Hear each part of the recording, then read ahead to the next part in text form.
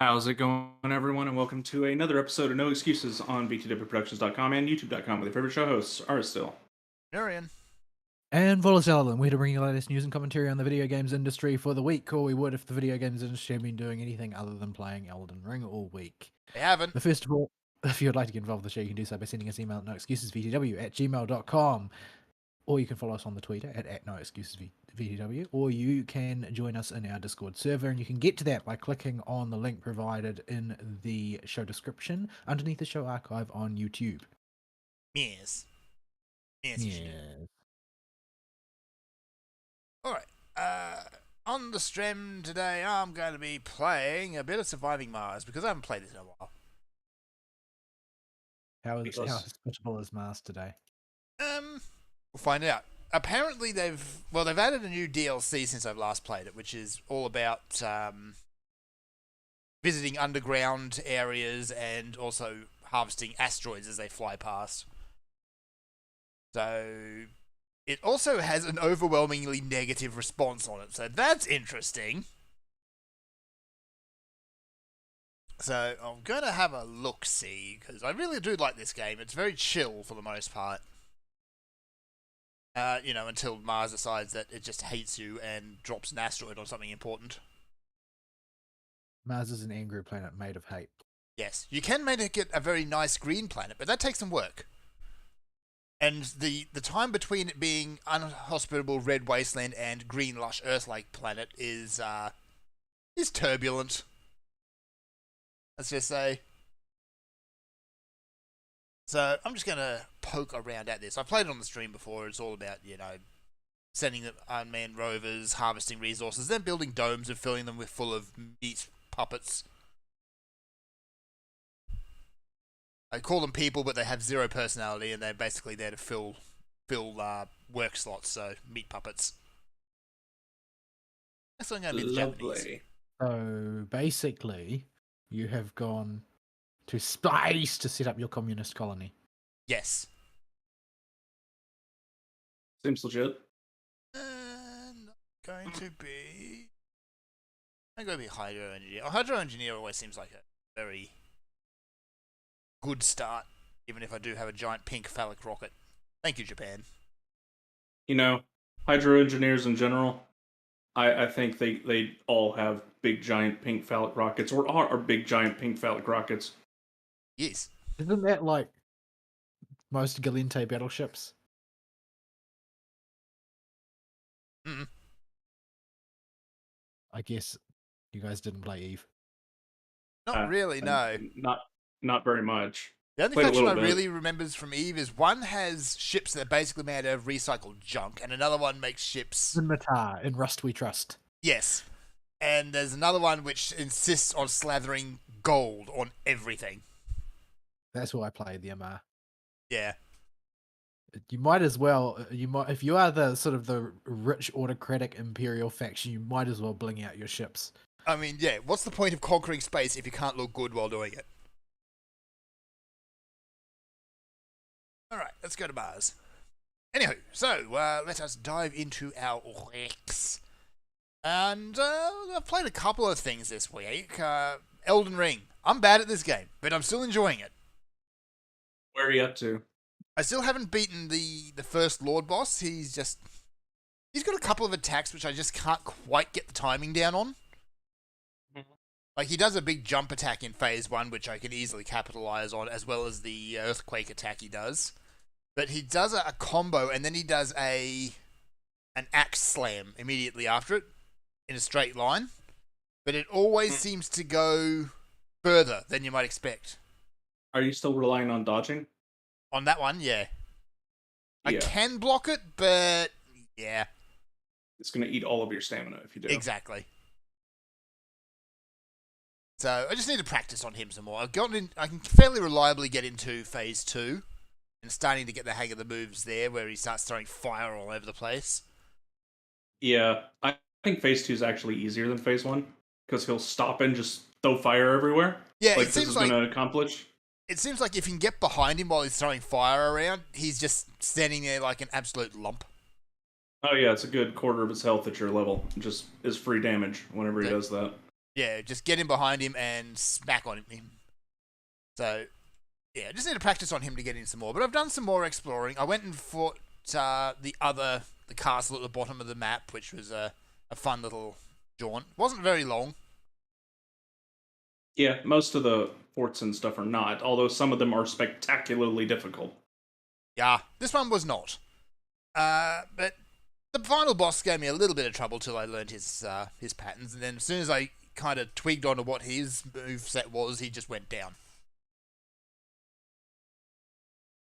So he wasn't too bad. I'm actually been running around exploring the southern section of the map. I think I've gotten nearly everything at this point. Yeah. There's a lot of empty space on the bottom map, at least on my map, that I just haven't found yet. Yeah. So I don't know if that means there's actually nothing there, or if that means I need to go look harder. Probably a bit of both. So I had a crack at the dragon just to see what would happen, and yeah, phase 1 for the dragon is actually pretty easy. He's big, he's goofy. You just run in and smack him on the feet, and as long as you don't get stomped on, he pretty much can't hurt you. Oh, Agil, or whatever his name is. Agil, yeah. But then he does the Rathalos World Tour, and you die. Yeah, the correct answer to that, because that'll one shot me too. The correct answer is get on your horse, turn it around, and mash the Run. sprint button. Just get your ass out of there. Yeah, I actually did the entire from the first big fire breath onwards. I did the entire fight on horseback because at that point he's at half health, and you need to be able to run on a dime. The Yeah. second he starts going up in the air to breathe fire, because you have to get really far away. But if you get far enough away, you can just jump over the fire when it gets to you, and you'll just take a little bit of burn damage. Yeah. He also has that nasty habit of making that massive leap back and throwing fireballs. So you want to be on your horse when he does that. You can dodge the fireballs. Oh yeah, you can. But he just goes so far that you want to catch up to him pretty quick. Oh yeah.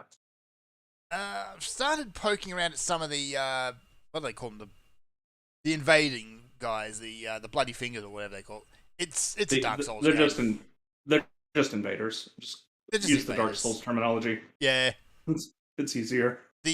There's one at a Colosseum kind of up the top section of the southern map. He was easy. He just went down like a sack of bricks. But Game seems to have a finger fixation. it does. It Everything does. is fingers. It's all fingies. Yeah. It's Yeah, not you as use bad fingers. as it's not as bad as Bloodborne. Like everything was blood. Like you had your Well- blood tokens, your blood flasks, your blood everything. Oh, blood. Yeah, and Blood. in Bloodborne it has a lore reason, in that the blood is special, and it's the reason people are coming to Yharnam in the first place. Because you get a blood transfusion and it heals any ailment. Yeah. Oh, that sounds nice, until you start turning into a werewolf. Well, yeah. I mean, it puts a little bit of lycanthropy between friends. It's still lycanthropy. It's still lycanthropy. It's still bad news It bears. doesn't change being. It doesn't change that you're a lycanthrope, no matter whether they're your friends or not. Yeah. Just, So- yeah.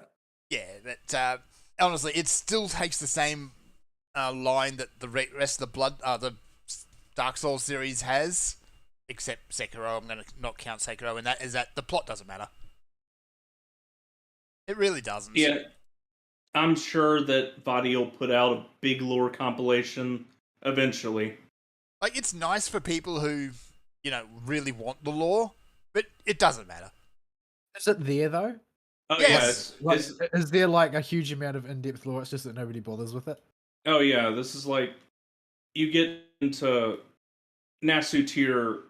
The guy has a Bible the size of a Mount Everest when he put this thing together. It's just you have to go hunting for all of it. Yeah. And the fact that George R. Martin seems to be involved for some reason is amusing. I am dubious that he had anything to do besides maybe a bit of the concept and the setting. That's probably it. I don't think he had any Contributed part. star power. Attributed Yeah. star power. Exactly. Yeah, I don't think he had any real input. This doesn't feel like a George R. R. Martin story. No. It feels like a Miyazaki story. I mean, it is dark fantasy, so everyone is begatting and dying all over the place. But that's just dark fantasy. I mean, yeah, it's just more Dark Souls. Yeah. It's I mean, just bigger, a It's lot just bigger. A lot bigger. And there's... I suppose there's still deities running around doing all the horrible things. But there's Well- just as many... I'm going to say humans, but they're not anymore. I don't know. I'm not sure what the deal is with regular people and Tarnished and how that works. Yeah. But it does the But, same thing Dark Souls did. You're not a regular person. You are insert specialty thing here. You are this game's flavor of undead. Yes. Because in Dark Souls, you're literally an undead. You're a zombie, and you need to fulfill the goal that's set out by whatever the game currently is telling you it is, Ring the bell. and Ring the bell, and Jimmy. make yourself you make yourself the chosen one by being the one zombie to actually pull off all this crap and not lose your mind doing it. Yeah. And then in Bloodborne, you're in a dream that projects itself onto the real world, and at the end of the game, you can wake up from the dream or go into crazy Looney Tunes town. And that's that ending's weird. And then in Sekiro, you are afflicted by the curse of undeath, and you can come back to life, but it has a negative effect on everybody around you when you do, and that you drain their life force. Yeah. But unlike Dark Souls, I think the plot in Sekiro actually matters a bit more. A little bit. Well, yeah, the Sekiro is the story heaviest game of the Soulsian style Soulsian, yes. that FromSoft has So, ever yeah. put out. I am still remaining bad at this game, but I'm getting the groove of it, and I have had a few times where it's just things have just clicked into place. I had a really good run against Margaret, where it ended up in a double KO. But the game said, you know what, you can have this. So I didn't have to go do it again. I think I double KO'd him as well. Yeah. I got greedy on the last hit and did a charged heavy attack, and he did a big wind-up move, and we smacked each other at the same time. Yeah, that's exactly how it happened for me as well. Reading is the true way at all times. Right now, yeah, still working on the first Lord boss, who is Gareth or whatever his name is. He's got The grafted dude. the grafted dude, and yeah, he's just got people attached to him all over the place, and way too many arms. Yeah, he loves attaching extra limbs to himself. You get halfway through the fight, and he just says, "You know what? I'm going to graft this dragon now." Yeah, he's like, I don't need this hand anymore. And he turns it into a Mega Buster that's a dragon head. Yeah, It can breathe fire. Yeah. It hurts. it does. It really hurts, unless you put the fire resist talisman on, in which case it kind of tickles. Yeah, put the fire res tally on. Get a few points in faith. Get the fire res prayer. And the fire just, it tickles. It Yeah. ain't gonna do anything to you. Keeps you nice and warm.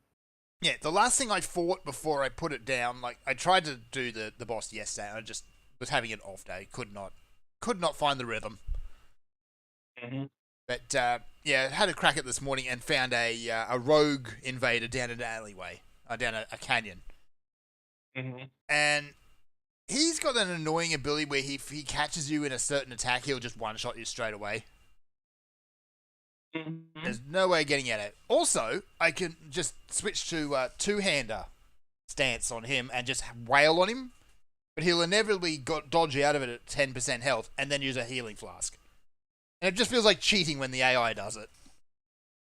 Yes. So you're fighting players and you're doing simulated PvP combat when you fight an invader. Yeah. So the first thing you gotta keep in mind when you're fighting invaders is they can heal, but they usually don't have full Estus charges, so they can heal 1, maybe 2 times.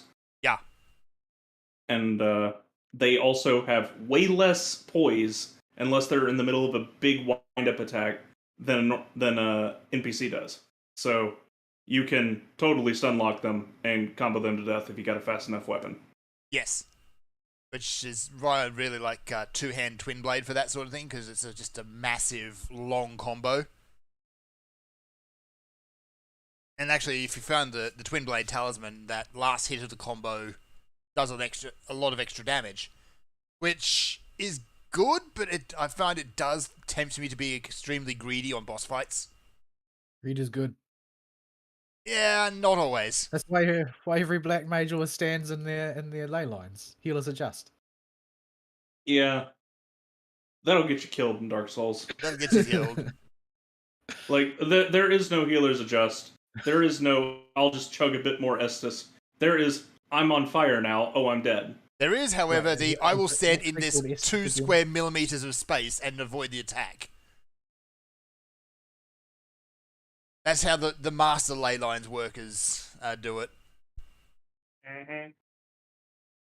But yeah, you'll get there with Grafted Boy. The second Lord boss is significantly easier.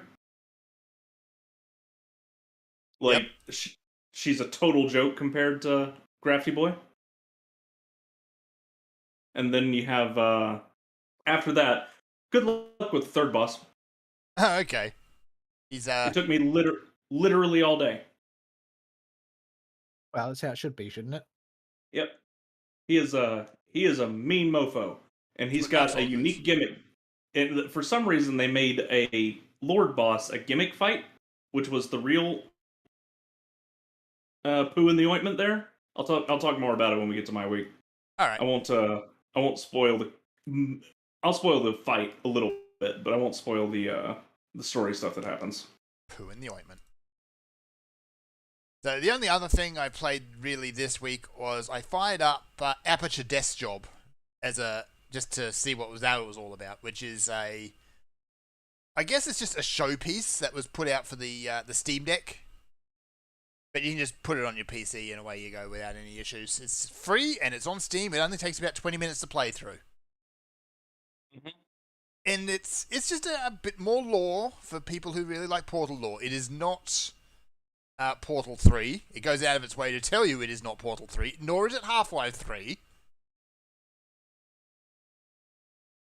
And it also makes sure that you know that. But yeah, it's just a 20-minute toy where it's just, okay, this is what you can do. This is how tilt controls work. This is where all your buttons are. Actively attempts to convince you it's not Half-Life 3. Half-Life 3 confirmed. Half-Life 3 confirmed. Half-Life 3 is 20 minutes long. You're welcome.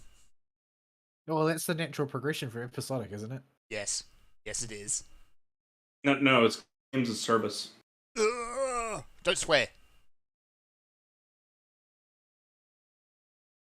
So, yeah, it's just a fun little toy. You can pick it up, play it. It's fun. It's got some cute writing in it. You will probably want to smack the companion core character upside the well, I say head, but you know. But that's kind of how it goes with these games. So yeah, give it a go. It's just dumb fun. Especially the shooting range where you're trying to kill killer washing machines with your desk. It makes sense in context. Makes sense to me. And that has largely been my week. I have not done a whole lot. Oh, what nothing have you done? I know what shenanigans you've been up to, and none of it's fun.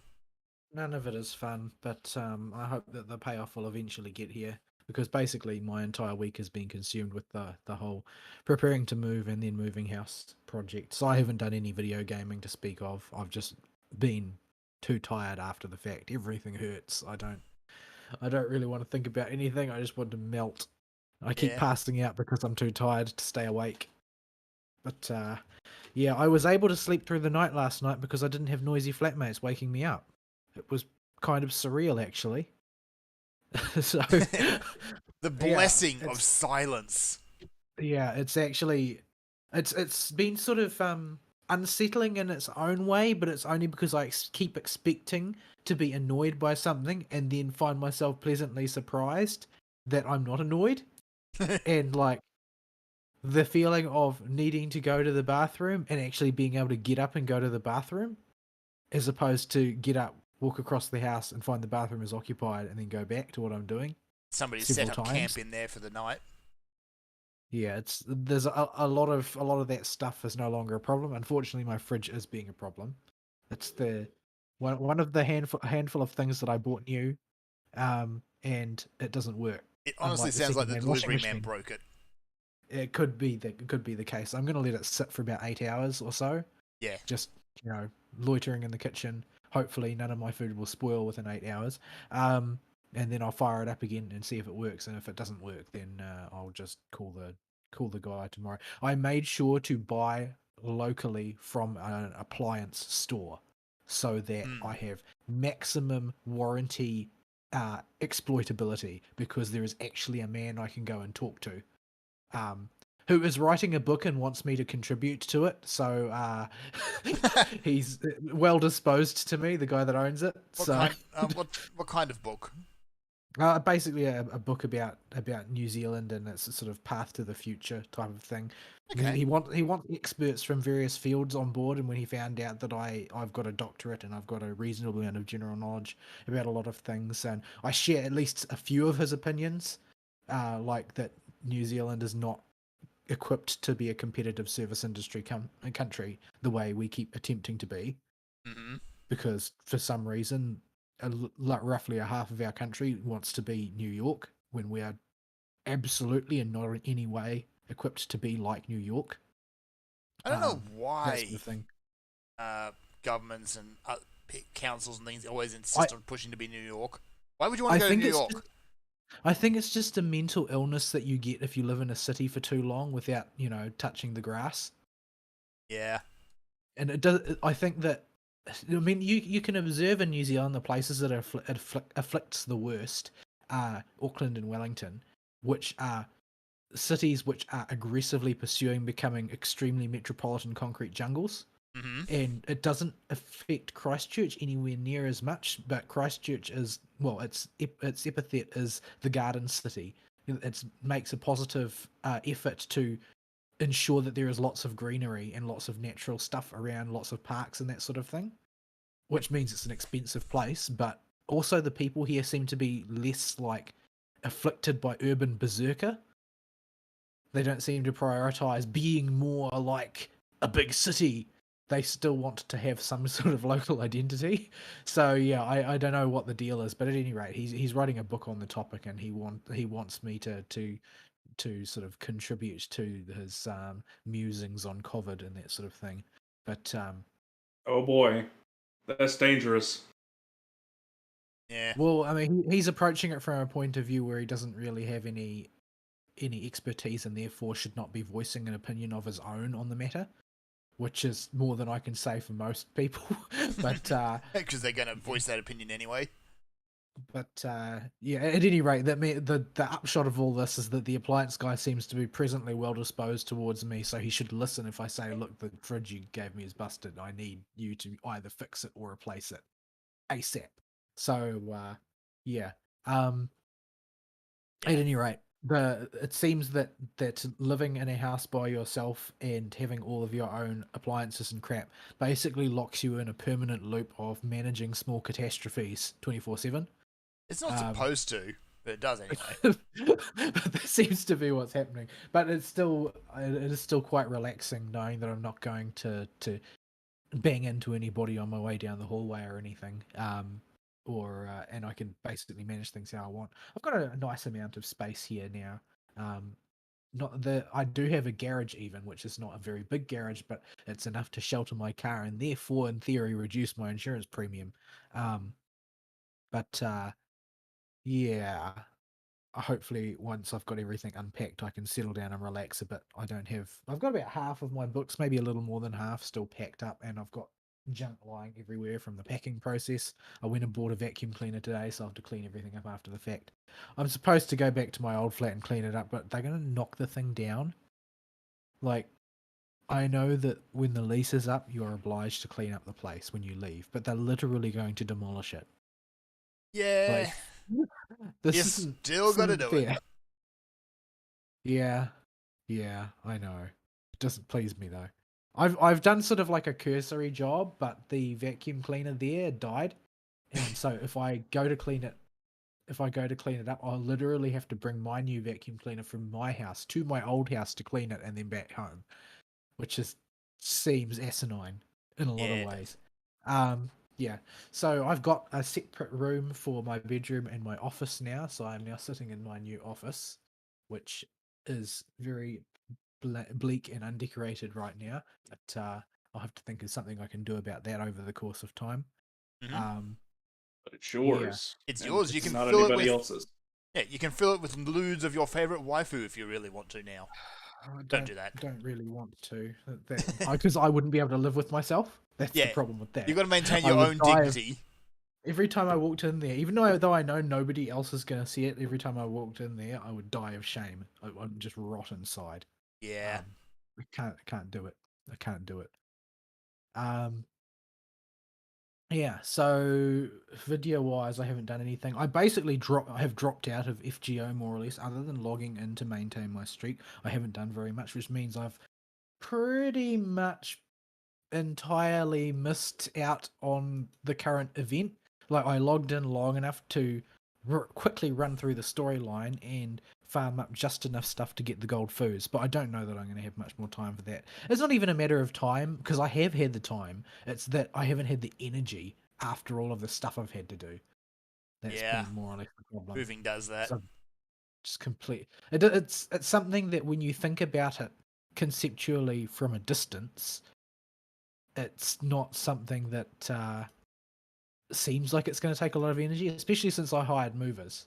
But I did a lot of packing and moving myself, because movers, they charge by the hour, and so you don't want them to have reasons to spool up your bill too much. But yeah, the guys that came around to move it were incredibly pleased to see that their Saturday job, which they had to come in on Saturday and do the job and then go home, and it was sort of slated to take the day for them. But I had aggressively economized the process to such an extent that they took less than 2 hours to do everything, and were incredibly thrilled that they could go home early, and they shook my hand and thanks for the easy Saturday job. Now I can go home and relax. So Nice. it was a win on both ends. I got a really cheap move job, and they got to go home. So yeah. Yeah, the only fly in the ointment's been that darn fridge. So I haven't logged on to FF at all until now this week, and I probably won't attempt to do anything requiring much focus, because even though I got a full night's sleep last night, I can still feel the weariness in my body. That's probably going to take a while to go away. But yeah, I continued to play a bit of Pinecone, since Pinecone's more time economical to play than FGO in a lot of ways. But I don't really have a clue what I'm doing at this point. I'm sort of they've unlocked so many different features at this point that I don't know what I'm supposed to be doing, and I appear to be failing at most things. So Just fumble your way around. As long as you're spending your stamina, you're doing it right. well, I haven't had time to do that, but I've managed to spend enough of it to keep it going into the mailbox, but not enough of it to keep my stamina bar empty, because I Yeah, just that don't happens. have the time. But yeah, but the fact that you can top your bar up to 1,000 times its capacity, sort of thing, is the well, it's not that much. You can what, get 999 or something like that. That's your cap. Yeah, 999 inside your bar, and then you can have 1,000 extra sitting in your mailbox. Yeah, so you can backlog a certain amount of activity, and considering how slow your regular recharge rate is, you aren't even wasting that much if you can't empty the bar entirely. But yeah, I'm a bit lost and confused there for the moment because I still don't really understand team building, and it sort of feels like there's not really much point in trying if you don't have like. It seems like things like having your fourth skill and having your unique equipment in that changes the calculus of what a character does to such a degree that there's not any point in trying to optimize until you've got those things. That's what it seems like anyway. Yeah, it's a lot of building something workable out of what you got until you start approaching level cap. Like we have the Well, Tower of Luna up right now, and you can practice team building there and see what works and what doesn't if you really find the time and you want to. Yeah, that it seems like that's really time consuming though, because you have to like it seems like that's a thing that you do if you're playing the game a lot and you're able to empty your stamina bar, then you can work on that and you can, spam your trial attempts at fights until you can find an efficient way to get through them. But that's something that does take a lot of real world time, which is something that's at a premium for me right now. Yeah, and instead of cramming all their super hard mega bosses into events, they're just in the monthly Tower of Luna, and you will eventually outlevel them if you just don't- want to get the rewards from them. I don't know whether I've only just unlocked the Tower of Luna. Like I can just access it, and it just happened to have come up at the time that I have unlocked it. And so I was a bit confused as to what it was and what I should be doing there. But it seems like it's just like in a really long dungeon, a really long world map, basically. It with used a few special rules and bosses. yeah, it used to be the only way you could get pieces for the unique equipment, but that's changed. Yeah, it seems like a hybrid between regular world maps and dungeons, essentially. That Yeah. it's very, very, very long. I just dabbled in it like 5 minutes before we started setting up for the show, sort of thing, because I just noticed, oh, the icon has appeared. I will press this icon and find out what happens. I went to the very top, of course, to see what was there, and there were some recorded battles, and I pressed the button, and I'm like, these people got totally whomped. Why are they regarded as victories? Like, I don't know. I don't understand what's going on there. Oh, because You can watch recorded fights. yeah, That were they supposedly wins. yeah, because that person will eventually win. That was just the team that did the best. Well, it's recorded as a win, but Oh, those are hackers. oh, okay, okay. So that explains it, because it's like, why is this team flagged as clearing the highest floor in the tower when they got one shot by everything on the opposing side? Yeah, those are hackers. Right. This game has cheater issues. It really Yeah. does. Crunchyroll did not anticipate the level of cheating that was in this game, and so they thought they'd be K with manually removing everything, which is why tallying took forever with the clan battle, and it does every single month because they have to manually go in there and play back the replays, the top like 10,000 guilds, and figure out who was cheating. Yeah. So, yeah, I've done like 10 floors of that, but that already puts me sort of at the level that I am at. So the next 10 floors, if I attempt them, will be brutally difficult. Yeah, your progress carries over between weeks, so you can keep that in mind when you're doing it. How often is once a month, right? Yeah, 5 days every month. Right. So I probably won't make much more progress, but I might dabble in it a little bit if I've got the time. Because I'm still like level 60, a bit sort of thing. Which means that I'm sort of stuck for progress on the hard maps, and I have been for like weeks now, because I pushed ahead of my level, and now I'm sort of stranded. Because every time I go in there, I can choose to survive, or I can choose to make more progress through the map and die, but I can't do both. That do be how it go. Yeah. Yeah, and I haven't been able to quite balance my teams either for advancing through the main story, but I'm getting there. The whatchamacallit survey thingy, I can't remember what it's called. Sanctum survey. Sanctum survey, like that's sort of a bit thrilling, because you rack up your 5 skip tickets on that one, and you just get showered in gold fragments. That's Yep. I enjoy doing that each day. It feels like I'm actually making progress, even though I'm not really. But Well, you're getting unique equipment fragments out of there. So well, you might. you, There's a very very small chance you might get one fragment if you are at my level because the drop rate is very low. yeah, I do think the drop rate for at least level 2 goes up. Oh, have you unlocked level 2 yet?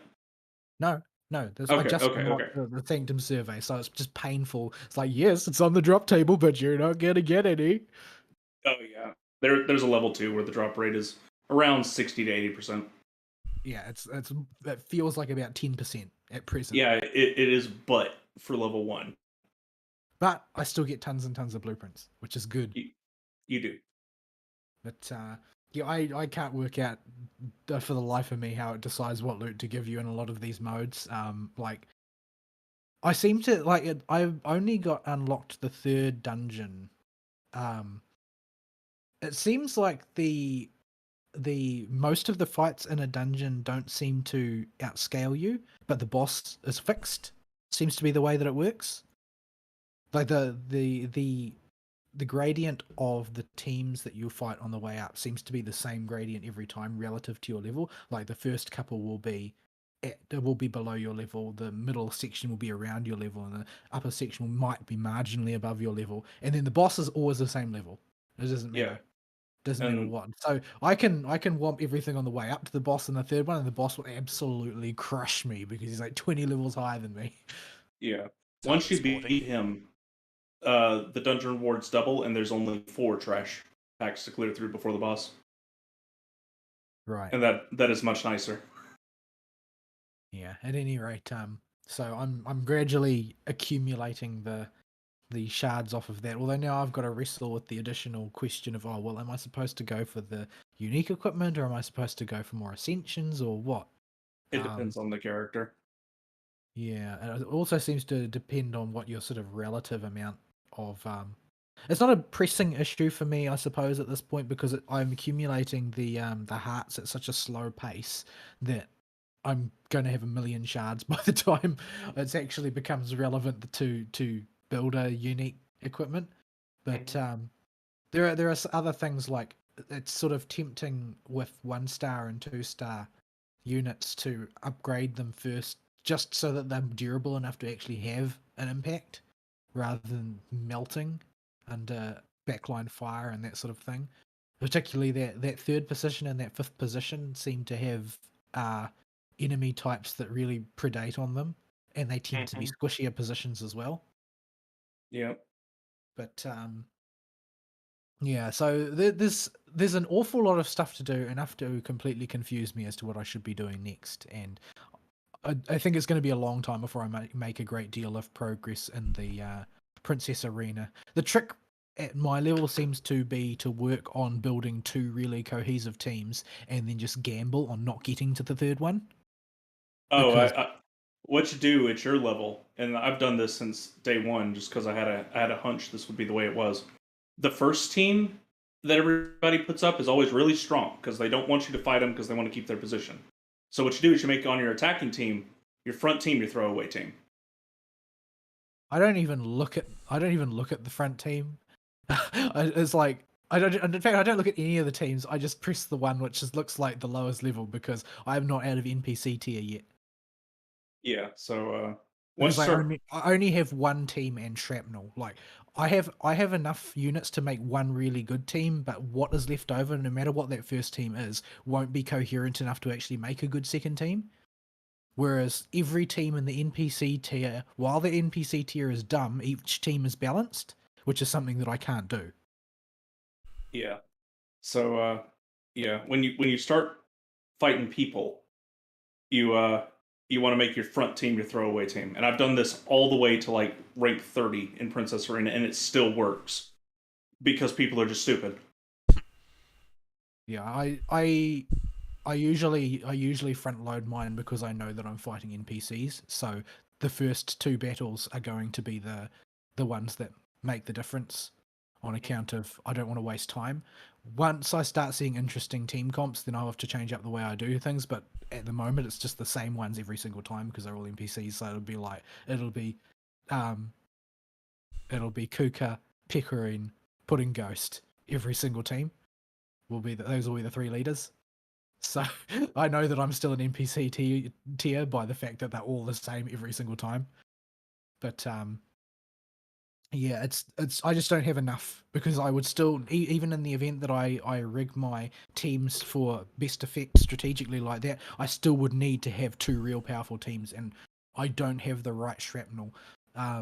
Because my outside of my A teams tanky characters, my best tank is June, but she seems to melt in Princess Arena. Just absolutely melt instantly, even against the NPCs. I don't know what is going on there, but she seems to be more fragile than my DPS units. Like, she's in the B team, and then the main melee that is accompanying her is Makoto, but Makoto lasts longer than Jun. I don't know what's going on. Because if Makoto is right behind June, they're going to offload all of their defense downs immediately onto June, and June is really, really susceptible to defense down. Oh, I see. Oh, because she's basically just a straight up meathead tank, right? Yeah, and she has no other specialness to help her stay afloat. Besides, she's just a big damage reduction Big wall of hit meat. points, just like Yeah. Pekka. Yeah, Pekko is actually the most obnoxious sack of hit points right now. She's better than June if you 5-star and get her unique equipment leveled up. Because she gets a flat DR amount every time she munches on a snack for one of her abilities. Yeah, and her 4th ability just makes her health pool bigger as well. Yeah. It's like, my health pool is going to be way bigger now. I hope you've got time. Yeah, Pekko just takes forever to kill, and finding a good way to knock her down is difficult. Yeah, that Pekko has really grown on me since watching the anime. The anime really sort of sells her, especially as it gets later on. Like the protagonist is a nothing burger, obviously, and Kokoro basically sort of takes a back seat pretty quickly in the anime as well. It's very much the Carol show for most of it, but Pekko gets some pretty major scenes herself, being how central she is to the plot. But she grew on me. She was just annoying at first, but she sort of grew on me. I still don't buy her excuse that it's just her armor making her hungry. I bet she would be hungry anyway. But Oh yeah. before she receives the tiara, she's already talking about how much she loves to eat. So yeah. But yeah, I so that's basically been my time sink for the sort of shreds of time, and I have adopted the Aristeel approach in that the vast bulk of my Pinecone play takes place on the can.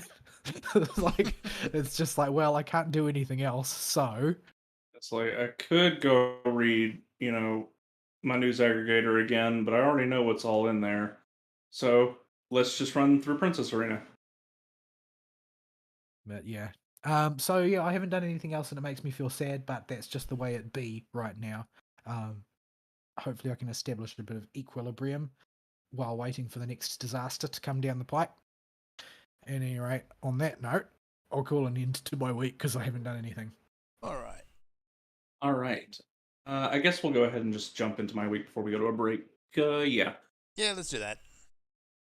Because my week has not been too substantial. I have been dead for the opposite reasons of last week. Well, it's actually the week before's fault, because I just burned myself out doing taxes and had no energy to do anything besides get home, play a couple hours of Elden Ring, and go to bed. That's literally all I did most days. I'd get on, I'd go wander off in some far corner of the map, find yet another dungeon that I had missed, and go run through it and see what's up there. And this is something this game is very good for, and just going out into the world and go somewhere where you don't have a whole lot of stuff highlighted on your map, and just run around there and you'll find something. And there's usually a mini dungeon in there to go do. Yeah. So despite the encouraged marathon play it has with its longer segments, it still has plenty of shorter burst play you can do, which has been nice. Or you can go grind or farm or whatever, because it's a big open world game and you can go get stuff. And let's see. I made it quite a bit ways past where Fern is now. initially, I was at where Fern was last week. So Fern has finished, or he's finishing up the starter area, which is Limgrave and the Weeping Peninsula, which is a tiny little peninsula right below it. Mm-hmm. And after that is Stormvale Castle. You saw me running around in that last week. And then is the lake. And Lunaria and Lake Lunaria are the next area. And it's just a big old lake with, thankfully, horsehoof high deep water throughout the whole thing. So you don't have to go swimming. Yeah. And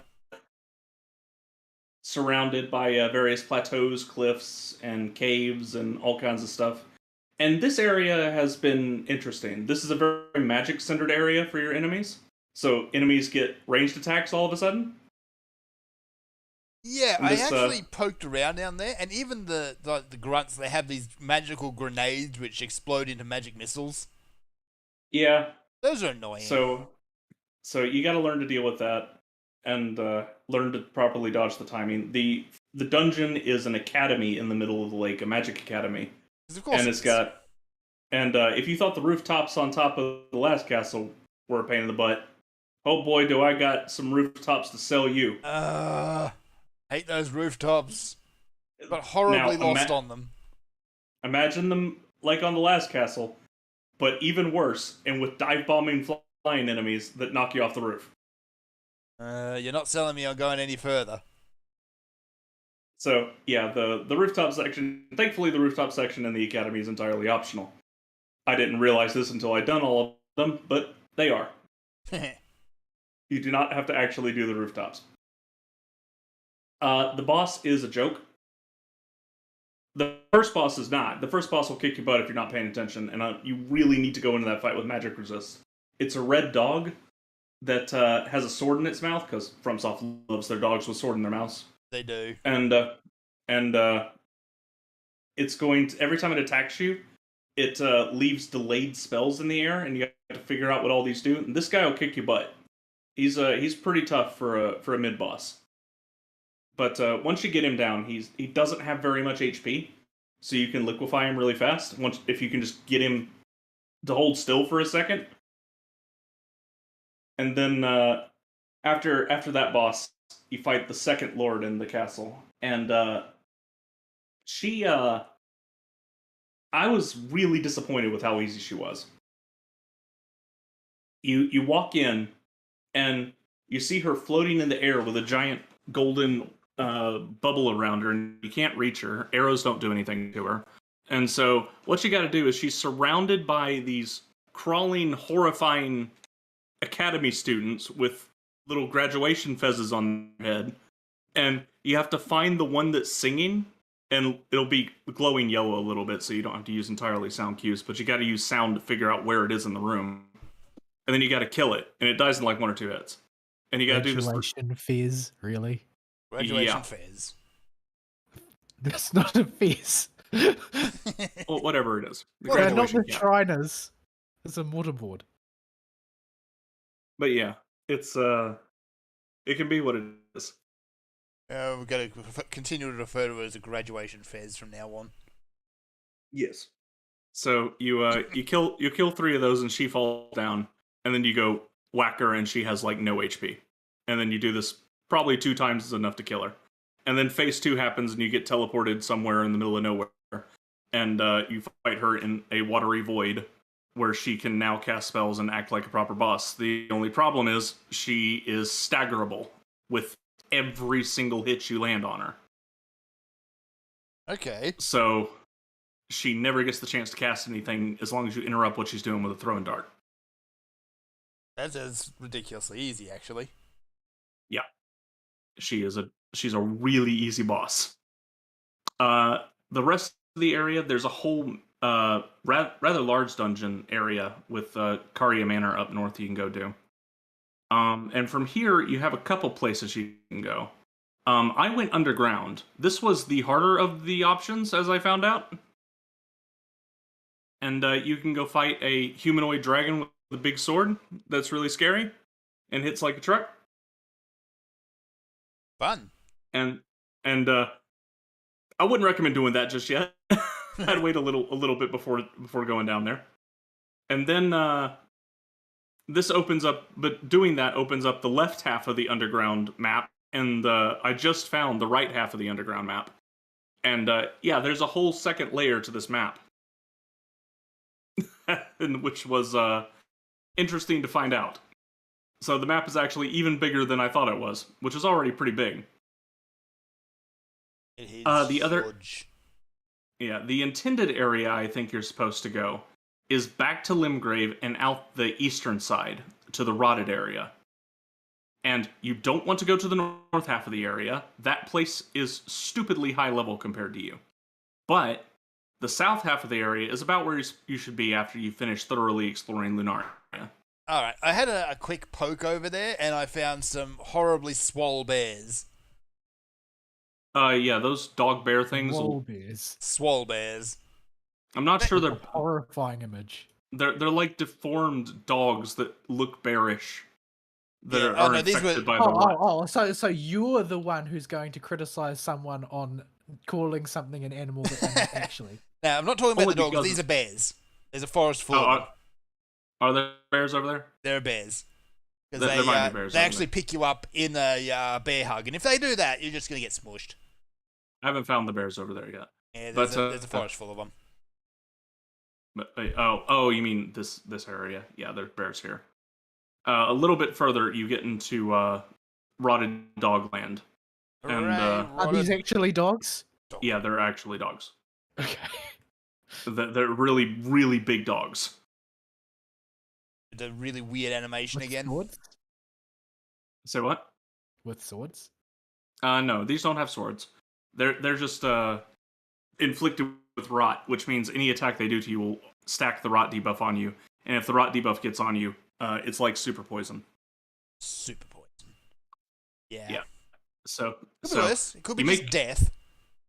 Yeah, you make your way through here, and you'll eventually find the impassable Great Bridge point. And you rest at this grace. And if you try to run across that bridge, you're just gonna die. Yeah. So don't do that. It's called the Impassable Great Bridge for a reason.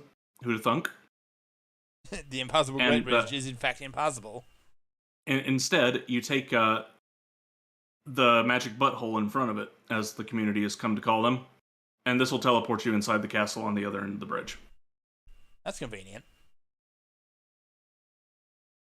So yeah, this takes you to a totally empty castle with nobody in it.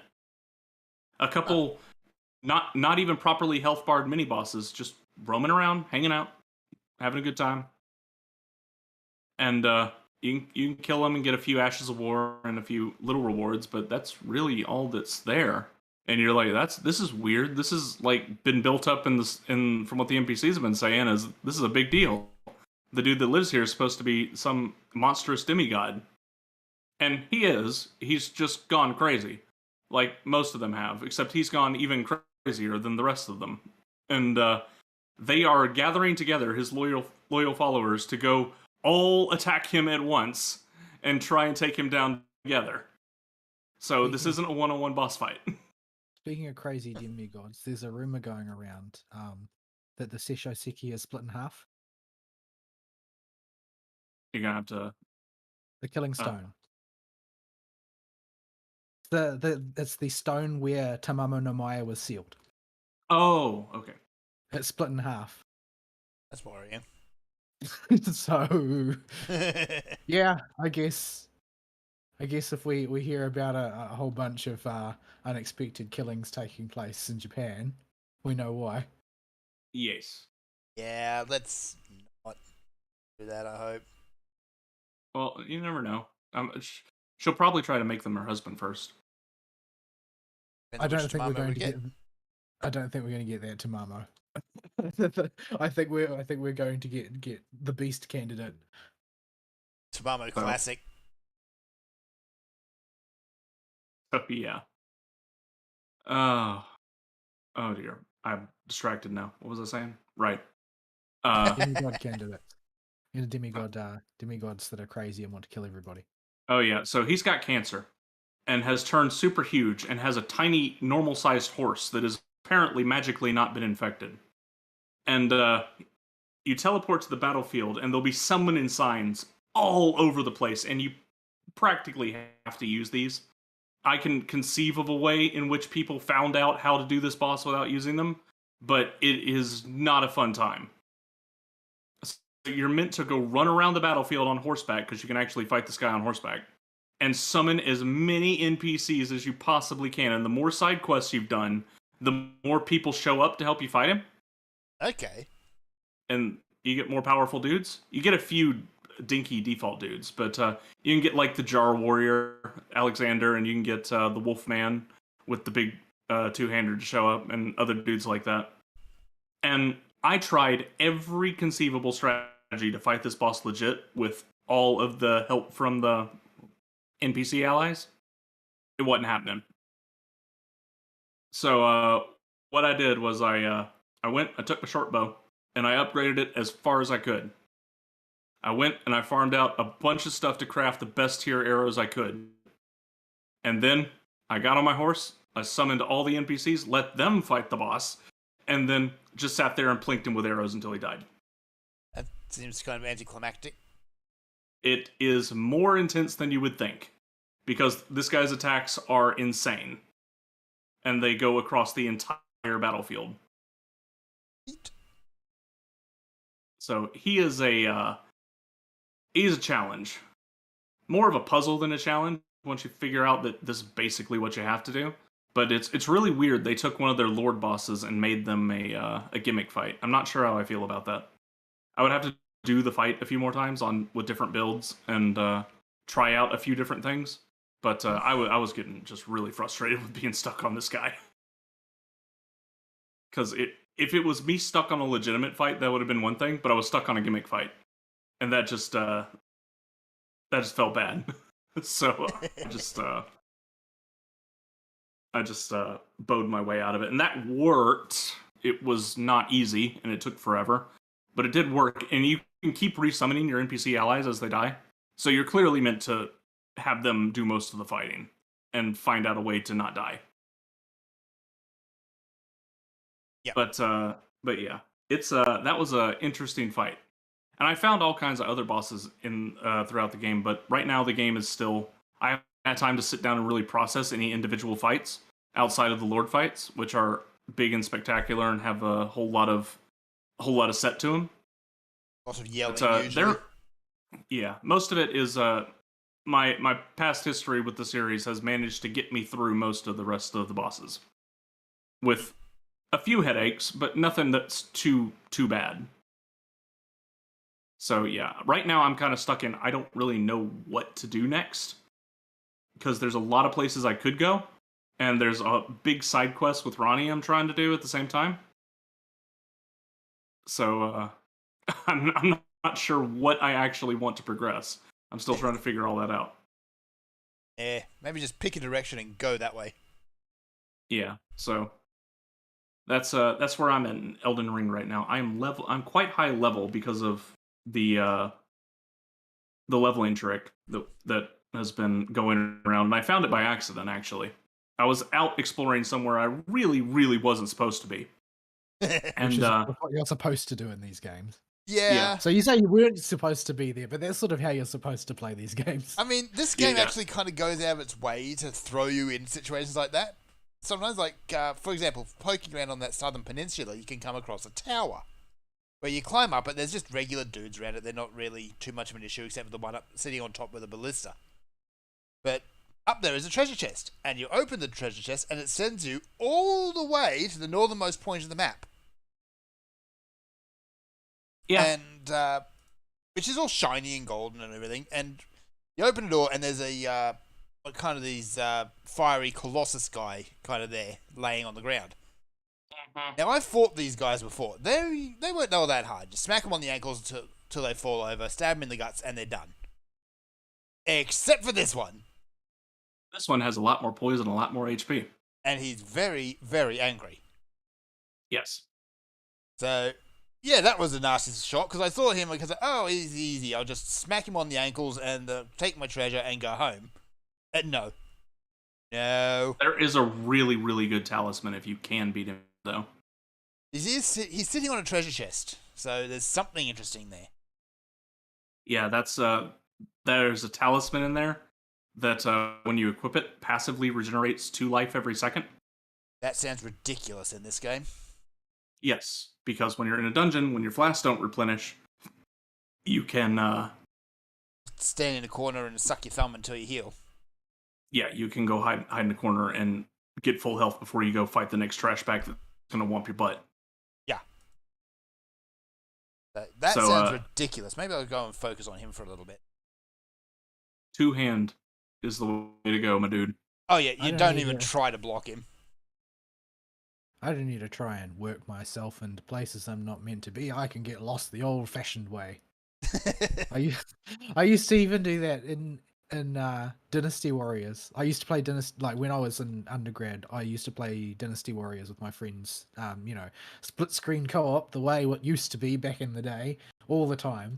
And invariably we would be playing, and 15 minutes into the stage, he's off doing something, and I've completely disappeared. And then he'll look up at my screen, and he'll be like, "Why are you fighting the enemy general?" As I don't know, I got lost.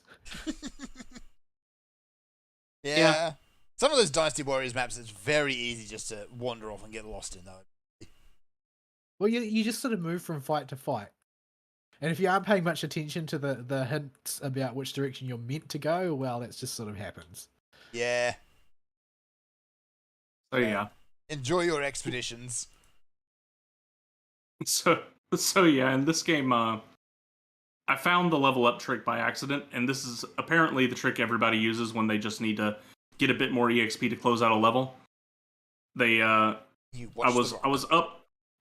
was running around up in the northern rotted area where I was definitely not supposed to be yet, and just wanted to see how many grace checkpoints I could hit and see if I could find the map.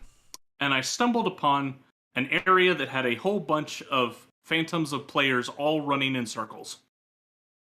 And I'm like, this is weird. And I walked down, and a giant boulder spawned. And it started rolling towards me to crush me. And it's like, oh, I better get out of the way on that, and kicked my horse and got out of the way, and it rolled off the cliff. And then it gave me 2,000 runes. Yeah. And then I was like, oh, I see. And this is what everybody does to close out a level. Instead of going and grinding easy enemies that are going to take a while, they just cut the time down by just rolling the rock off the cliff over and over again for a little bit. Let's go and watch the rock. Yeah, and this is a far and away the fastest and most efficient way to save time when you just need to close out a level. Like if you're got 44,000 to level and you're holding on to 38,000 souls, yeah, you could go somewhere low level and go grind out the last little bit, or somewhere you know you can handle. But you gotta go run and hunt for mobs, and it's gonna take forever. Or you could just go look at the rock. Yeah. I'm going to probably take full advantage of that. I'm wondering if it's going to get patched at some point, but I don't know. It may not. FromSoft is inconsistent with what they patch. Yeah. They'll leave blatantly broken stuff in the game, and There's they'll not patch really a other. problem with that, though, is there?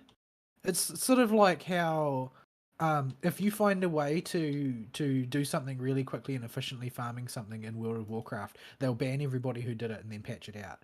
In Final Fantasy, like, they didn't give a toss about the blue mage binding coil farm for Moogle Tombstone, so they just didn't care at all. Well, the point, didn't they turn it into an achievement? I don't know. I think it's a requirement to unlock a specific mount is to actually go and do that.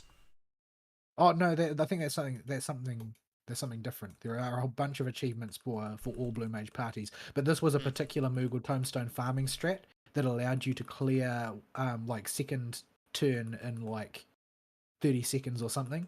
Okay, yeah, that's as fast as you could press the sprint button, as long as you coordinated it.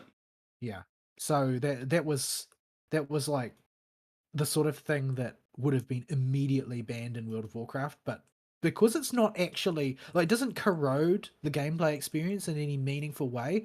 Squeenix just shrugged and said, "Well, people found a creative way to use the class that we put in there for creative stuff. So why punish them for it?" It is kind of what Blue Mage is for. Yeah. Yeah. FromSoft won't do anything ridiculously stupid like ban you for it, but No. they may patch it out or may not. They've been really soft touch with Elden Ring, and I think they just know this is an open world game and that stuff is going to be found that's absolutely busted. But it's not really an open world if you've got the developer sort of standing over you, telling what you can and telling you what you can and can't do. Yeah. Yeah, and they've got their noses in making sure the game stops crashing on PC. So I have noticed they need they've, to hire the guy who patched the Dark Souls games. Yeah, it Yeah, doesn't really. have the frame rate spikes that it did on the first day as much anymore. yeah, It's it's still there, much but- better now. I Yeah. haven't hard crashed out since the latest patch. Yeah, neither have But I do. If it's misty or rainy, there is a very okay chance that I'll see a frame stutter at least. Yeah. It's not as bad as it was, but it's still there. Alright. Really want to talk about Craftopia and our nonsense expedition there. I don't know what Craftopia is. Ugh. It's bad, don't play It's it. it's a video game that is trying to be a whole lot of other different video games. From its name, you would say it's trying to be Minecraft, and you would be right partially. Mhm. That's one of the things it's trying to be. But it also has the UI from Breath of the Wild, like straight ripped out of it. Yep. And it's third person, and it's anime, and it also has a little bit of Starbound with its racial nonsense in there. Which is only skin deep. Yeah, and then It's also got dungeons and villages and no, it doesn't really. Well, it's kind of got a story. The story is you saw a big red button, you pushed it, you blew up Earth. That's the Yeah. story. so yeah, it's got a whole lot of stuff. It's got Pokemon in there. Yeah, you literally Pokemon's in make you literally make Pokeballs and go capture wild Yeah. animals. So it's on Game Pass if you really want to play it. I would recommend you don't, because the developer has more or less abandoned. Well, they haven't completely abandoned the game, but it's like on their C team who's working on it now. Their A and B teams are now working on a Pokemon-style MMO called Pal World. So we will see if that's any good. Doubtful, but hey, stranger things have happened. Yeah, I mean, So yeah, it's weird. It's like Craftopia, you got medieval villages, and yet you've got like Mad Max style motorbikes and things, and it's just all over the place. It's yeah, like they it's got rated the, elements of Yeah. yeah. Yeah, It's got elements of Civ in there where you progress through the ages. Yeah, I'm wondering if it was like the greatest hits of the Unity asset store. It's what it seems to be. Yeah, I'm positive I've seen that conveyor belt somewhere before. probably. It's a very generic looking conveyor belt. But yeah, you go in and it starts off like a weird Minecraft with levels. And then there are dungeons that pop up out of nowhere.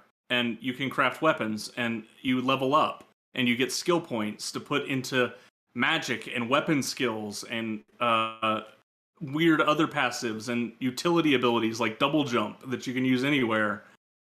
It's a strange video game. So, yeah, this whole thing came about because when I came back to my computer at one point yesterday, and here's this message from Ari saying, Abu's looking for a Fern game. Okay? More specifically, please. He's looking for a multiplayer building game. So I gave him all these options of, great games like Minecraft, Terraria for the old ones, and, the autism games and the games where you go if you just hate yourself and all that. And there was one game I specifically did not put on that list. And then Ari pops up and says, how about Craftopia? Which was the game I did not put on that list. Yeah, it was free on Game Pass, so Ibu was like, it's only 8 gigabytes, you want to give it a shot? Yeah, I just saw the name come across the screen because oh no. But You're yeah, doing it wrong. it wasn't my definitely first doing time it wrong. playing it, and It will hopefully be your last. yeah. They haven't even added all You that do much that content since I stupid last played art it. steal. Well, this is actually all Ibu's fault. This one wasn't my fault. I actually played around with the building system yesterday a little bit, and oh, is it jank? Oh yeah, it's jank. You have to physically drop the objects that allow you to craft stuff into the world, and every building has to be physically dropped like this, as we found out. And the game isn't very good at anything that resembles hit detection or collision. Mm-hmm. It's got So, some funny ideas about where things go. So we have things rocketing off into the stratosphere, and we have stuff just sitting there on the ground jiggling the entire time we're playing. Half of our workbenches are upside down, and that's fine. Yeah, that's okay. That's okay. Your hat making stand falls over. That's okay. Yeah, mind you, you still use it. If you want to build an actual house, no. Because You've now all of tried. a sudden the clipping comes in, and now it doesn't want want things to collide. It also tries to Yeah. snap to a grid, which is completely arbitrary. Yeah, it's based on. Hang on, I'm being distracted by a dude on the other side of the door. That was very distracting. I totally lost my train of thought. Oh yeah, the grid. The grid is based on wherever you put your first object, and then after you attach objects to that, it doesn't know what to do with itself anymore, Mm-hmm. and will steadily place them too far apart. Meaning all your houses have to be very tiny, otherwise this gets out of control. Yes. Also, it's not like other games which do that sort of thing where you can put kind of walls or things below the floor and clip through the ground just to make it look like a nice foundation. No. It just says no, no clipping through the ground. Except sometimes. And it'll never be where you want it to. Yeah, it seemed to be okay with me clipping stuff into the ground. Yeah, but I was trying to build... Ava had fun with it. Yeah, I was trying to build some pillars, and it wouldn't even snap to the bottom of the foundation or bottom of the floors. Yeah, and whatever flat and sea level is relative to the map, not your character. And So your completely character could be arbitrary. standing on... Yeah, your character could be on perfectly flat ground. But you won't know that because of the way the camera operates, that you're not quite on flat ground. So, yeah. Craftworld is bad. Craftopia, you mean? Craftopia. Craftworld's a different game again, but it's also bad. Stop playing bad games. So yeah, there ain't a whole lot to say about it without having a way to show it to people. Just, you will understand the second you pick it up and push a button. Yes. Like, the very first thing you encounter in the game is it dumps you into this kind of celestial pond thing where a goddess is telling you off for blowing up the world. But while she's doing that, she's this weird goat thing that doesn't look like she belongs in any universe. But while that's happening, you've still got full control of your character, but the camera is locked to her and is very slowly rotating around her. You can't skip the cutscene, by the way.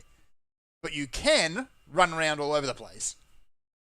And you can wig the cutscene out doing this. Yes. So while she's trying to tell you the appalling story, you're just running around in your underpants. And you almost inevitably will fall off the platform and end up in the water somewhere. Yeah. So they can't even be bothered to disable player movement during very clearly pre-scripted cutscenes. Yeah. So yeah, bad game. Don't play. I'm worried as to what they're going to do with Power World, because there's people who are looking forward to that. Anywho, anything else for the weeks, or shall we take a break? Yep, we should go to a break and get ready to do some good news. Let us do that then. Here's some music, folks. We will be right back.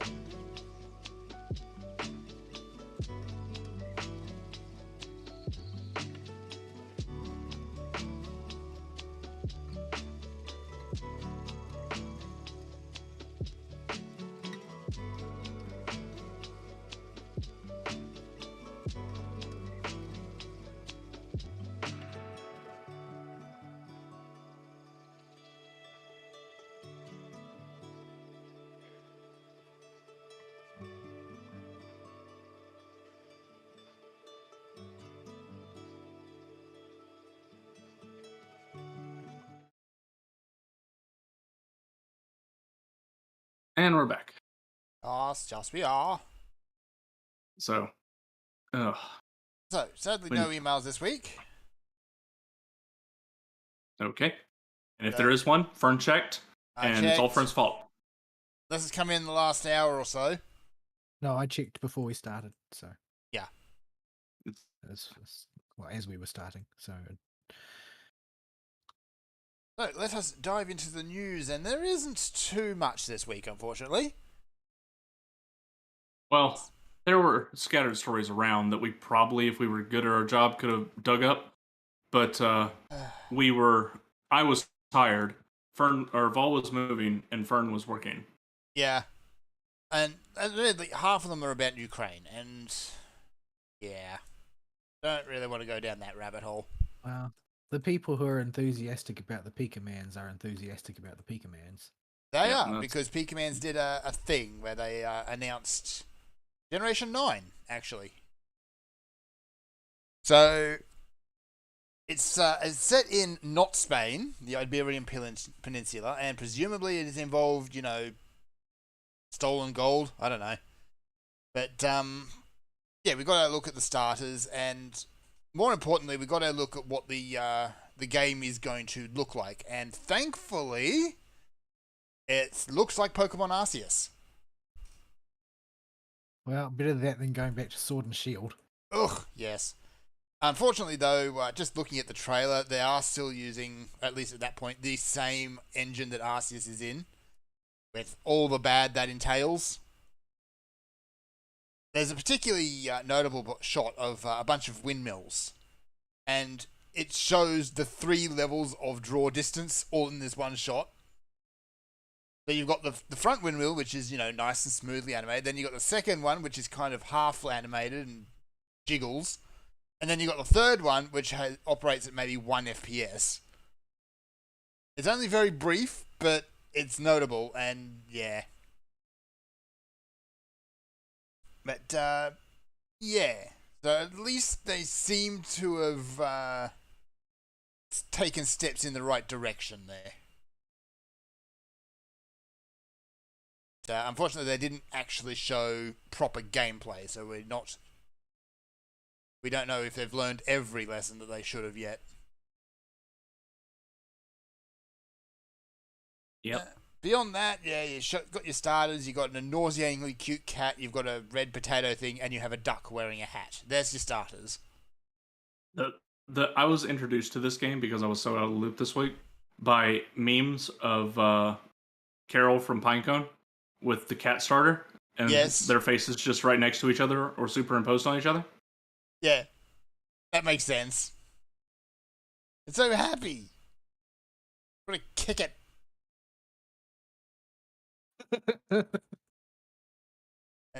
Yeah, but no, I'm claiming the duck. It's a duck. It's wearing a hat. That's all I need to know. So yeah. That's about all we know about it. It's set in the Iberian Peninsula. It's got the 3 starters. It's on the Arceus engine.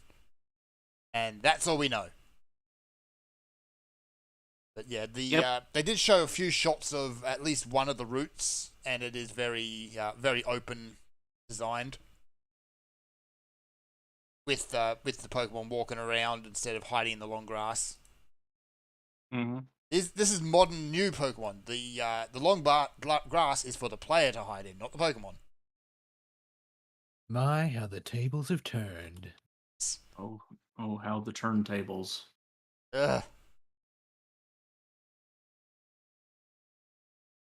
Alright, so that's basically that. There was a bunch of other stuff that they announced in the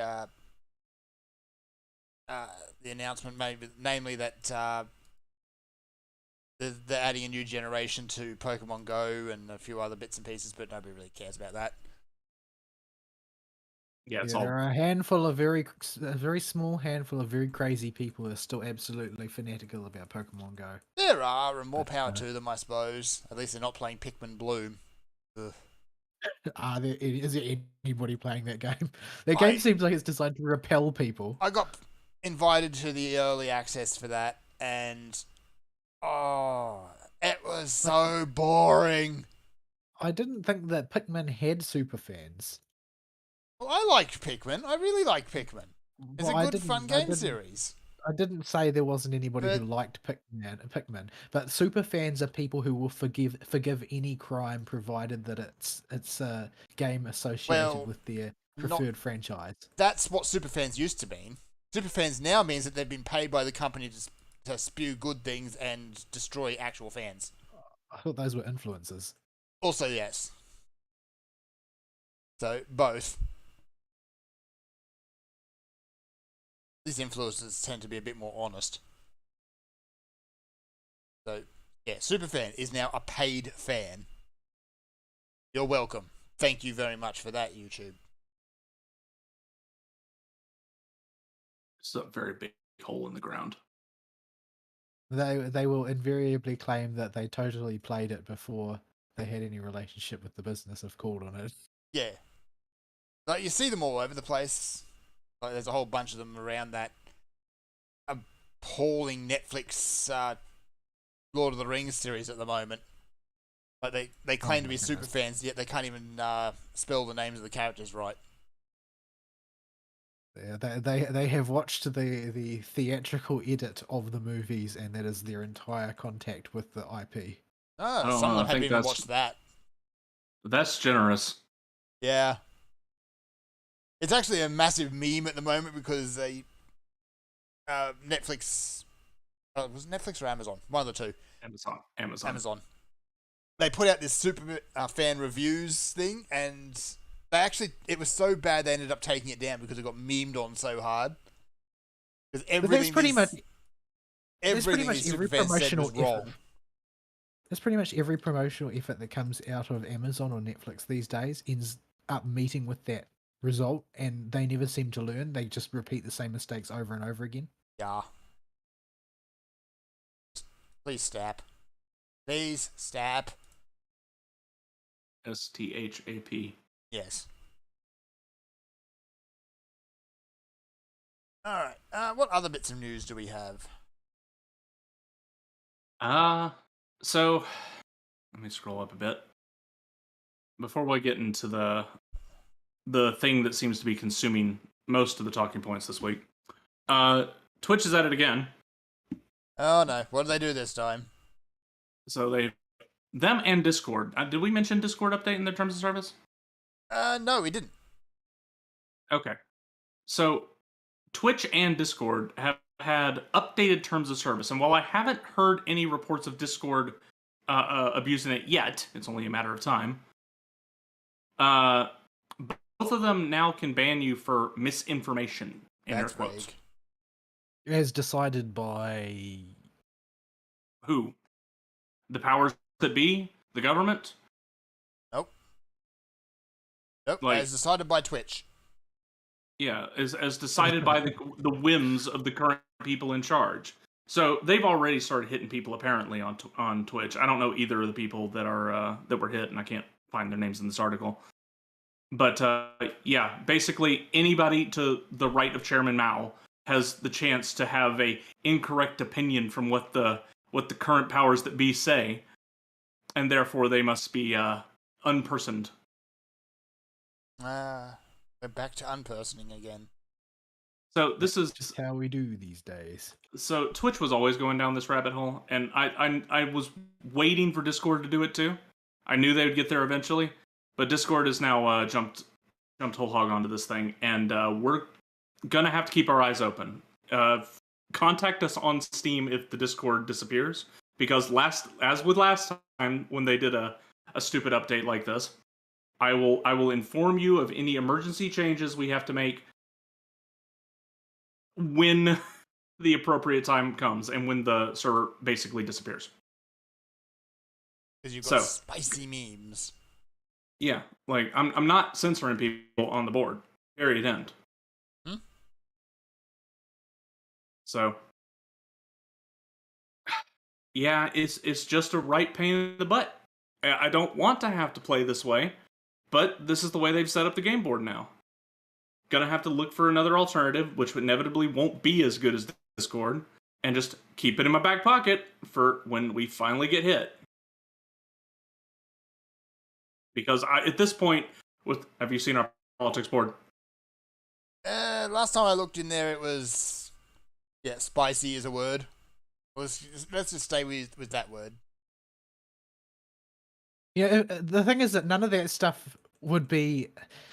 There would not be any appeal to the spicier memes if it weren't for the fact that they were so absurdly censorious about them. Yeah, Like they are creating the situation, and I can only assume that that's on purpose. Yeah, and they're also funny because they have more than a little element of truth to them most of the time. You know that Yeah, thing that's not allowed in comedy anymore? That do be how it be. Isn't comedy someone standing on stage whining for 3 hours now? And then everybody yeah. claps. Yeah. You got to be sure to clap.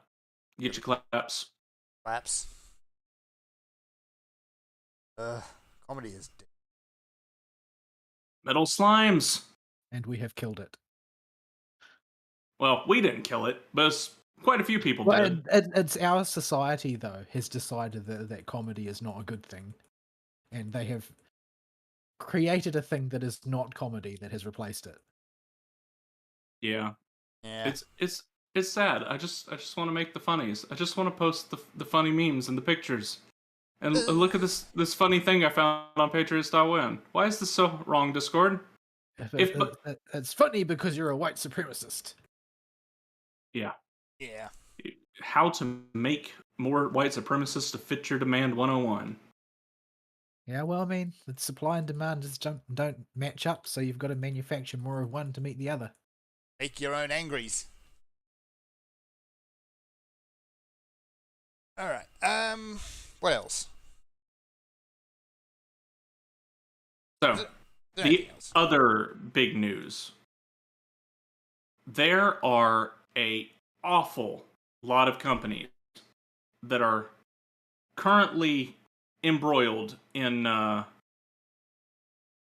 talking about the Ukraine-Russia conflict. We have, aside from a joke here and there, avoided any serious discussion about this thing on the show, and even amongst ourselves for the most part, because we just don't feel like there's any information that's trustworthy from either side. So talking about this thing is, for the most part, a lost cause. We will inevitably be proven wrong in a few weeks and have to reevaluate what we were saying anyway. So there's no point in starting any evaluations now. If you're one of those people who is under the impression that the Russian government is the only government who uses propaganda, I think you need to grow up. Take the bucket off your head there, child. Yeah. It's so folks, I got news for you. There ain't a whole lot we can talk about with the conflict, but this hasn't stopped game companies.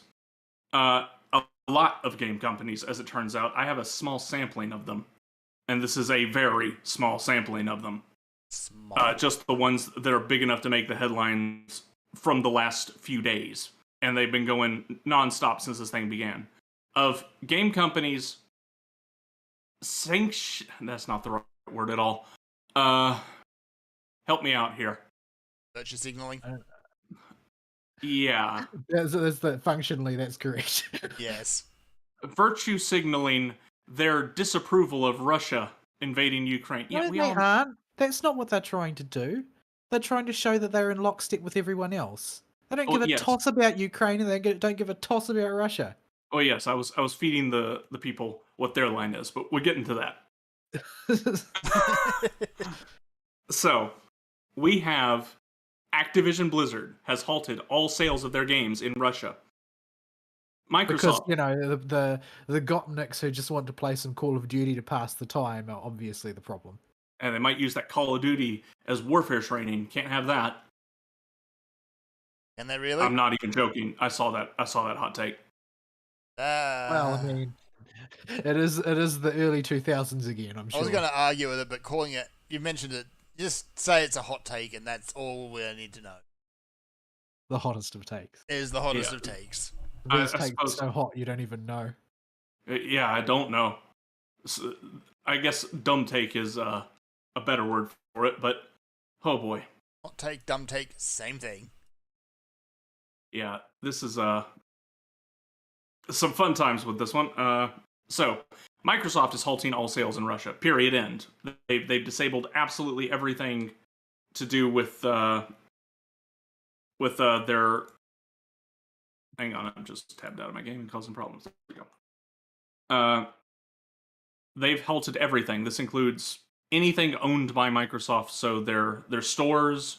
So the Microsoft store where you buy stuff on PC. So you can't update your computers either. Oh, that's or any apps you have. They just completely cut Russia off. Who else is on here? CD Projekt Red has jumped on here. And oh, what? They won't be able to play Cyberpunk? Oh no. I mean, to be fair, they are Polish, so I mean, it's always the Russians marching one way through Poland or the Germans marching the other. Which did remind me of another story, but we'll come back to that. Careful, that might be considered misinformation these days or something. What, that World War II happened? Yeah. Yeah. Or, you know, Poland being dissolved 12 other times. Yeah, that's all misinformation. That's disrespectful to somebody, I'm sure. Oh boy. I wish I was being hyperbolic or sarcastic. I really do. I really, truly do. but somebody is going to say that. If it's done, someone will say it. So yeah, tons of companies. Apple's doing it that I remember just off the top of my head. All the Apple Store, everything has been cut off from Russia. And yeah, so these companies, in a world that made coherent sense. Now, this is a fantasy land. This is not the real world.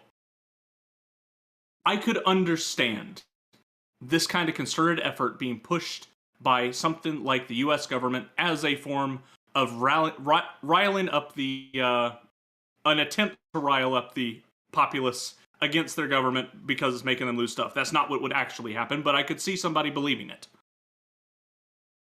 No, I don't understand what's so impenetrable about this phenomenon at this point. I mean, we've seen it happen several times before in recent memory. Like, what is happening now is just George Floyd again. It's the exact same phenomenon. Yeah. So here's what I worry with this. Now, it's not a particularly big worry because they're already attacking. But you've just ticked off the entirety of the Russian people to the West that use your product. They now are more willing to believe anything Pravda says that says, oh, West bad, West hates you. They're out to get you. Just look at what they'll do. Now, normies are normies, no matter what country you're from. And that is going to be enough to sway a good number of minds if they have a bit of first-hand knowledge of, hey, yeah, the West was kind of a dick to me. I don't think that it's all that wise to project onto Slavs what Slavs are thinking, because number one, they're Slavs, and number two, they have a very different cultural backdrop to us in the way that they behave and the things that they do, because unlike the West, they have already walked through this gauntlet before, because they were communists, they were Soviets, they did have the suppression of their government forced upon them. And all of this stuff has already happened once before to them, so their reaction culturally is likely to be different to ours. I suppose so, but Like, it's just don't have the same culture. That's the criticism people always level at Americans, which is categorically true, is that Americans see everybody else as just lesser types of Americans, which is absolutely not true. People with different cultural backdrops react in very, very different ways to things. And whenever Americans guess at what somebody else is going to do, they're invariably wrong, because they just assume that everybody thinks like them. And Slavs are much, much further away from the American way of thinking than the UK. They're further away than Europe. They're further away than most places. Their reactions are very different. Like, and they're also very different from China. Like, China sort of like lies in the far direction of where we're heading, and the Slavs lie on the opposite side of that once you've already been through that once. So yeah, you can't make assumptions about how the people will react to something like this, because the reality is nobody in Russia is using legitimate Microsoft software to begin with. Yeah, it's idle musings on my part for the most part when I talk about this stuff, because it's just Microsoft has no sales in Russia because they are all using pirated software. End of story. Nobody even noticed that sanction. Yeah. Yeah. So yeah, it's a mess with companies doing this, and it just comes off as more people just jumping on the bandwagon with the Ukraine war, for lack of a better word. It's just like how they were all attempted to signal their support for BLM because that was the way the wind was blowing, and everybody turned like a weather vane and tried to read how things were going, and then they would signal yes we agree with mainstream narrative X and so on and so forth. And you notice what happens to anybody who steps out of line. I mean, there was that famous clip from that Australian question and answer TV show where that one Russian kid is like, why is the government and the media making this all a black and white case of good guy Ukrainians, bad guy Russians, when the Ukrainian Azov battalion has been butchering Russians in Ukraine, and they turf the guy out. That's like, no, you're a warmonger. We're uncomfortable having you on this show. Please leave. That was on the ABC, wasn't it? I don't know. I don't know Australian television shows. Yeah, it sounds like an ABC show. That one. It was the most bogan looking Russian I have ever seen, like mullet and all. But, yeah, typically, especially those panel shows, they will boil anything down into black and white. It's kind of what happens. The whole point of a panel show, though, is to pantomime having a diversity of viewpoints. Unless they're on the ABC, in which case, no. They've given up no, pantomime. The thing is that that's what the panel show was conceived for. Now it is a consensus building device where they simulate the building of a consensus and try and get people to agree with it. That's the purpose it serves now, which is the precise opposite of what it's supposed to do. There you go. So I'll give you my definitive statement until this war in quotes is over. Well, I guess it is a proper war, even if small scale. Well, I mean, it's a proper war, but it's somebody else's war happening on the other side of the world. It's a regional conflict between a pair of regional powers, which we have decided to get involved with. Yeah. Ukraine's not a member of NATO. Like, there's not really any good reason for us to involve ourselves in it, especially considering, like, despite the media's propositions, Ukraine is not a united country that universally opposes Russia. The reality is that after they had that Western-backed coup in Ukraine, there are a lot of Ukrainians who feel very put out by that, put out by the West, and put out by their own countries, particularly the urbanites in Kiev, which I'm going to continue calling it Kiev because that's how English speakers say it, much like the capital of China is called Peking, even if they don't like that, because that's how you pronounce it in English using our classical romanization system. But yeah, it's not a black and white situation. It's not a straightforward conflict.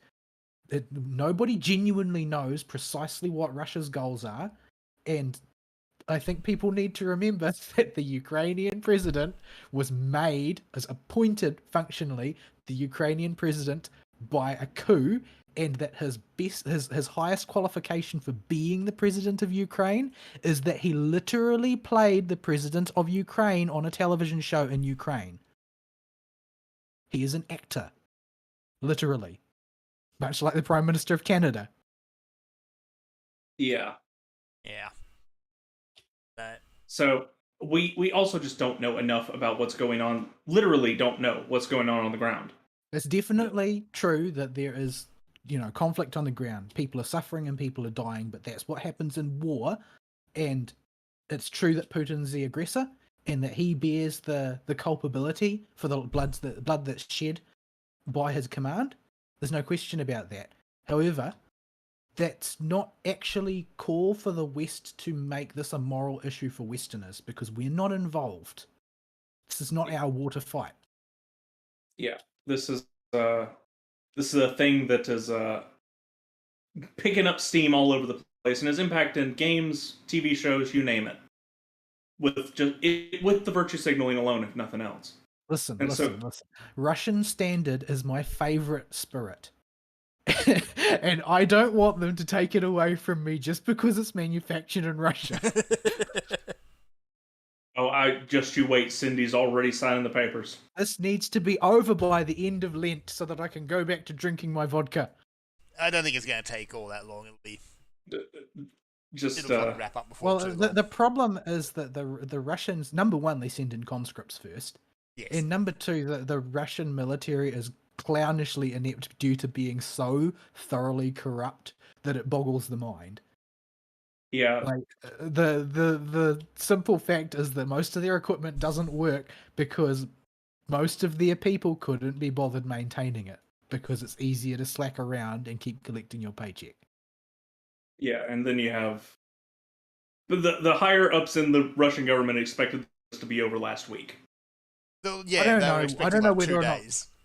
I don't know whether or not that's true. That's something that that is ambiguous, and that's just an assumption people are making because it is very obvious to me that Russia could have gone in a lot harder and a lot faster than they did. They could have made this over in a couple of days if that had been their priority. The fact that they haven't suggests to me that it's not their priority and that they're fighting a PR war on another front because they have not committed any atrocities yet, which is what you typically associate with the KGB. You know, Putin's alma mater, effectively. Yeah. Yeah, So they could have gone in harder and faster if they had sent in competent professional soldiers with a mandate to crush that country and bring it underfoot. But they didn't do that. So it seems to me that there's a piece of information about Russia's goals that's missing there. so yeah. Be on the lookout for companies that are going to be doing stupid things in response to this. So far, it seems to be all contained in just making sure the Russians can't purchase anything ever. But who knows what links these people will go to, and who Wow. knows what links the services we use like Discord and Twitch and all that will go to protect the narrative, as it were. Yeah, my friend in England was complaining about all the liquor stores taking the vodka off the shelves, and I'm like, do they know that Smirnoff is made in Britain?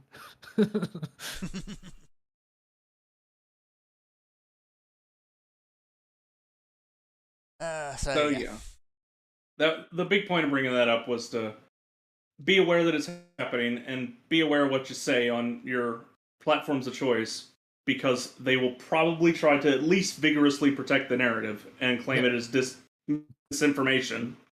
That's very much going to be the new misinformation of the season. So I guess big ups to my boy Vladimir for ending the COVID pandemic. Yeah, at least no one's talking about the Koof anymore. Well, he took it away from Joe. Joe was ready to take credit for it. Yeah, I can believe that. So yeah, So, it's a mess. Yeah. Anyway, video games. So yeah, Are there any more video games to talk about? not really. I've been wrapped up in Elden Ring. Oh, there is the saner side of the Russia thing, which is Azur Lane just trying to sweep this under the rug and shut people up by just turning off the comments on their new Russian waifu they just released. Considering the normal caliber of the comments on the waifus in Azure Lane, because you can basically pass comments on any of the waifus, public comments. Like I've mentioned in the past, there are some people who actually use it to discuss the historical ship after which the waifu is named, but a lot of people usually post other things there. And given the fact that all of the submarines, virtually all of the submarines, definitely most of the American submarines are all lolly characters. Some of those comments are a bit Oh dear. questionable, doesn't go far enough. So yeah, this is the caliber. This is the caliber of comments that we're talking as a baseline, and they think that it's safer to just remove the ability to comment on Russian ships So Tells you yeah. how helpful the normies are being in their discussion of this stuff. Yeah, Well, they're not. the thing is that the Northern Parliament faction in in Azure Lane is set during the time where the Soviet Union was still a thing. Like Ukraine was just one of the Soviets. It wasn't a country. So it's not really Russia that they're talking about. It is the Soviet Union, which includes Russia.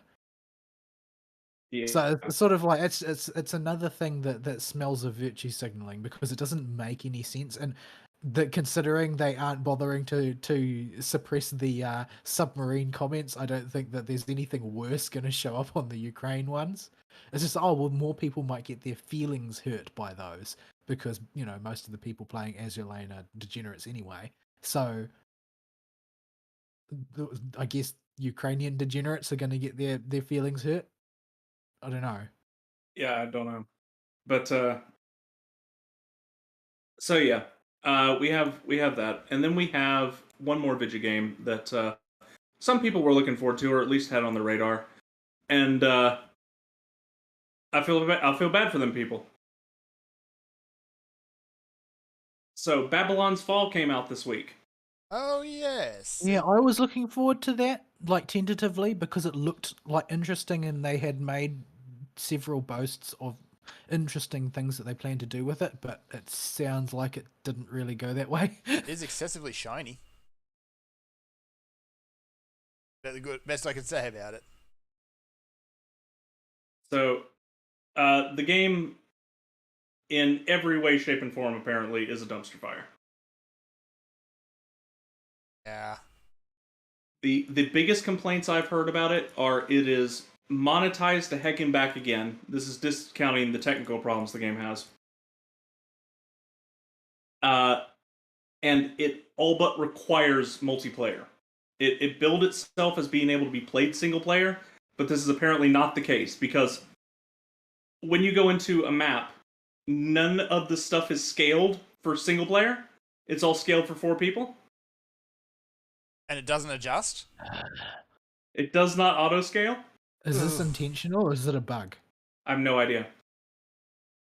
The I game mean, if just it's a launched, bug, so if it's a bug, it's a pretty game-breaking one, but it could still be not working as intended. yeah, I do not know, but that's one of the major problems. The game has games as a service shoes all over it with not enough content at launch, basically. Whatever happened to just making a video game, man? I Yeah, guess eventually we got there and Elden Ring came out, and it seems to be a game, although apparently its PC version basically doesn't work. But it seems like we should be, before too long, approaching the point where games as a service stops being a thing simply because people associate it with getting, bent over. yeah, I hope so. I am so sick of It's not games as a being service. Yeah, they're not screaming it from the rooftops like they used to anymore, so that's progress, I guess. It's certainly something. But yeah, it's bad. Apparently, the combat, if you do take multiple people, is apparently too easy. So because you can just stun lock the enemies, the gameplay by yourself is just a bunch of really slow platinum games combat with super HP sponges. Yeah, it sounds like a sort of a misbegotten project thing because it's not like I would expect this from like an IP exercise made by a small team in a short time frame, but that's not what this is. This was a new IP which was made over quite some time by a team that's theoretically experienced and backed by competent money. So it seems like there's some severe project mismanagement must have gone on at some point. Yeah, I get a similar feeling to that.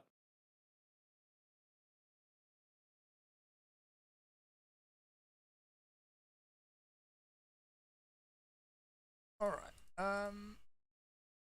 One other thing I did see being discussed this week, by chance, I don't even know why I saw it. I was just clicking videos at random, I think, on YouTube, and while I was half asleep. But I have snatches of memory lodged in my brain about it.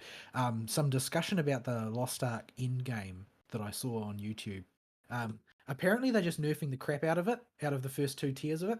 Now, Apparently, the way yeah. it was originally deployed, the first 3 tiers were deployed sequentially in the original regional versions. And in the English one, apparently the first 3 were all deployed at once. So for some reason, they think the appropriate way to deal with this is to nerf the crap out of the first 2 so that people don't have to spend time grinding through tiers of content that were invalidated by later tiers or whatever.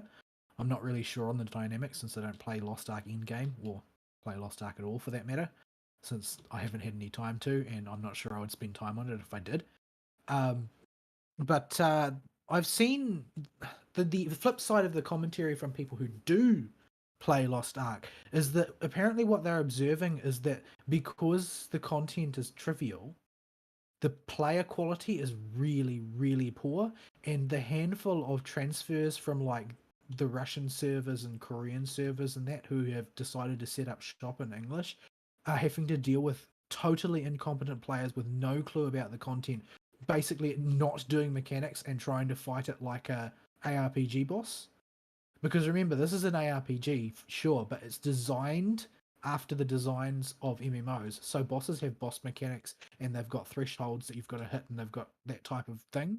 You have to fight it like you would an MMO boss. But the players aren't doing that. And the transfers from other servers are having to basically carry groups full of people who are boneheadedly attempting to bum rush bosses over and over.